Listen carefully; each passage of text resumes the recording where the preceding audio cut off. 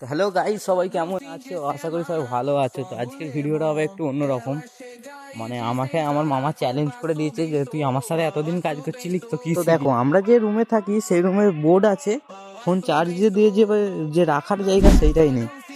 তো ওই জন্য আমি ভাবছিলাম ফ্লিপকার্ট থেকে ওই ডিজাইনের একটা যা হোক কিছু অর্ডার করে রাখবো। হ্যাঁ, তা আমার মামাকে বলছিলাম যে আমাকে অ্যাড্রেসটা ঠিক করে দাও। তো আমার মামা বললো কী করবি? আমি বললাম না, এরকম একটা জিনিস অর্ডার করবো। হ্যাঁ, তো আমার মা বলছে তুই কি কাঠের কাজ করিস? তো আমি বলি হ্যাঁ, কাঠের কাজ করি। তখন বলছে তোকে আমি এতদিন কাজ শেখালাম, তো কী শিখলি? হ্যাঁ, তো ঠিক আছে, এই ধরনেরই একটা মানাবি। গাইস আমাকে চ্যালেঞ্জ করেছিল, হ্যাঁ করে দিয়েছি। হ্যাঁ, এবার এটাকে নিয়ে যে